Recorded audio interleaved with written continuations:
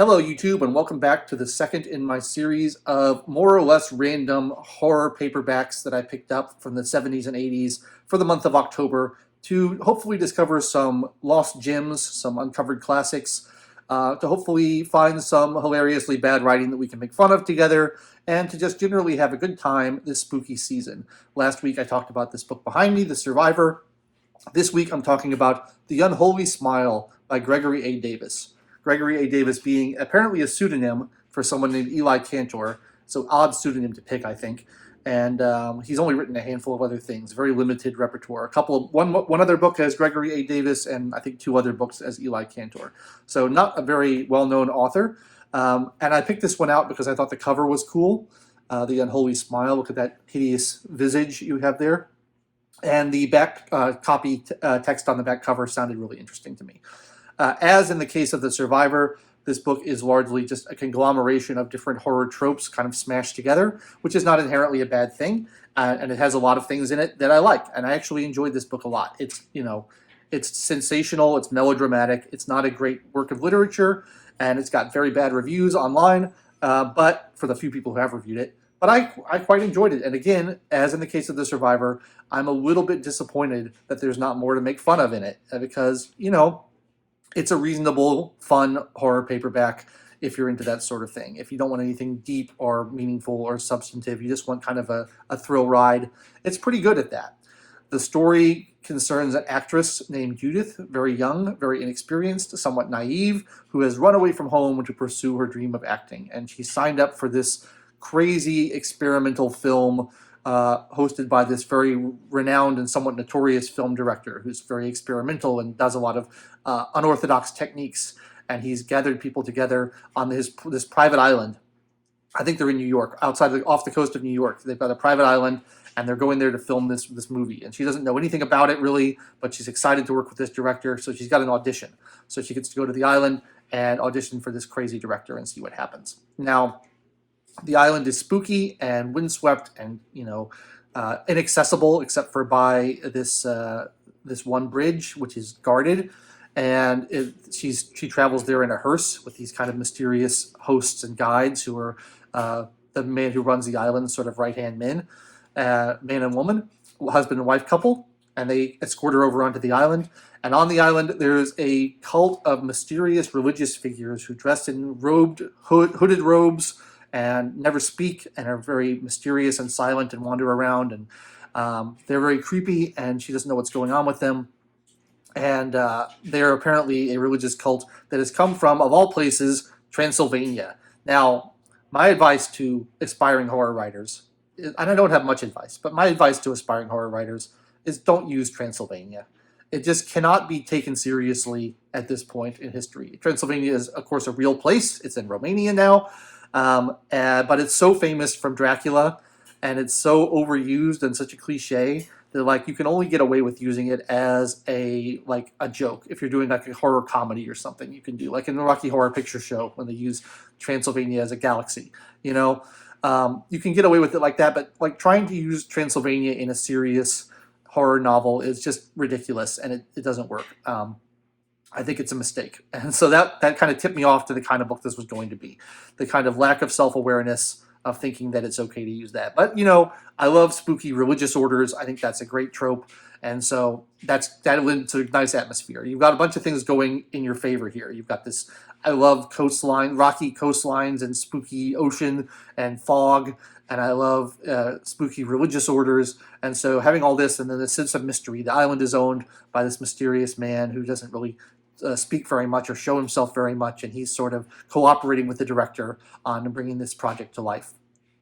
And the project is a film about the life of Baron Gilles de Rais, who was a 15th century baron who was convicted of murdering many children and accused of being a Satanist and an occultist and a bunch of things. And he was the principal subject of a very famous horror novel called La-Bas by J.K. Wiesman. I think someone in the comments told me it's pronounced. It's a Dutch name. And I've reviewed that on this channel, so you should go check that out. It's a pretty good book, pretty good kind of 19th century book about occultism and Satanism and that kind of stuff. It's a very good book, a French title. but yeah, their movie is about this guy, this Satanist and child killer, and it's very sensational. And they're going to culminate in a black mass. So it's like the centerpiece, the visual centerpiece of the movie is a black mass.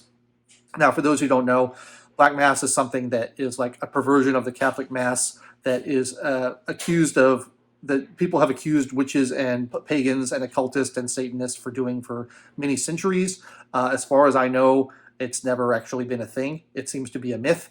I'm sure some people have, after the fact, carried them out as a, kind of protest or as a, just thinking it's fun for a joke. But as far as I can tell, the Black Mass has never been a real thing. And it's just something that the Catholic Church made up in order to try to demonize its opponents. So, but it features heavily in fiction. So it shows up here, the Black Mass, which is going to be filmed. And the director's techniques are all basically like doing real things to the actors and having them react real so that it can be more, have much more verisimilitude. So it's not acting as much as reacting to real circumstances, which can be quite stressful and harrowing for our young heroine. There's also a love plot where the heroine immediately falls for the leading actor in this play, and they have kind of a thing going on. And that is my least favorite part of the book by far. I have no interest in that. I thought it was a very cheesy and kind of over-the-top, corny romantic plot. Not into that. Give me the spooky. That's what I want. And then there's also the girl's mother, who is worried about her, and she has hired a private detective to try to track her down. So that's another element coming together. Adding to all this is the fact that there's the director has basically a virtual reality machine that he's invented that he's using to generate experiences for the actors to react to and to film. So that's part of it. And then complicating that, on top of that, the actress, this is a great one because this is sort of ties into the sort of urban legends, satanic panic, believing things that are not necessarily true in order to kind of whip up fear. She had an experience with some drugs a few years back, and she gets horrible, like, vivid hallucination flashbacks to having accidentally overdosed on LSD and another drug. I forget which drug it is. And so she's always having these kind of violent hallucinations, and then the director is manipulating reality with his virtual reality machine, and there's all this spooky stuff happening on the island. And there have been several high-profile accidents where previous actresses who are considered for the part have mysteriously died on the island. And so all this is going on to kind of create this confusion about what's real and what isn't real and what the actress is actually experiencing. It's pretty over the top and it's pretty ridiculous, but I thought it was quite fun. So the really unbelievable thing about this is that the actress, after having seen a bunch of scary, spooky stuff happening on the island, things she can't explain, she's having hallucinations, there's this virtual reality machine, she's seen multiple people, or heard about multiple people, gruesomely dying while trying to be part of this film. She sticks around on the island. I found that unjustified, really hard to believe. I mean, the in-story motivation is that she's just so eager for success and to be an actress and to work with this amazingly famous director who she really admires. She's so into all that that she decides to overlook all this, and also because she's in love with the leading man, and stick around on the island. And she does stick it out, and they end up making the movie. But I won't spoil the ending. I won't tell you what happens. There, all the plots kind of come together in one whole, and there's a bunch of revelations about stuff that I won't get into. But she decides to stay on the island and keep working with these people, even though it's clear that they mean her harm, and even though it's clear that it's an insane thing to do. That's the part I really found unbelievable. But sometimes the plot needs characters to do things that they wouldn't otherwise do, and that's really the weakness of the book. I think is where it falls down, and it's the weakness of a lot of writing is that the plot needs characters to do things that they otherwise wouldn't do. And I think you got to try to avoid that. You have to try to have your characters do things that they would do, and then let the plot move on from there. And that's the bad thing about this. The other bad thing about it is that it's just pretty melodramatic and pretty corny, particularly with the love stuff. I think the romance plot was really very bad.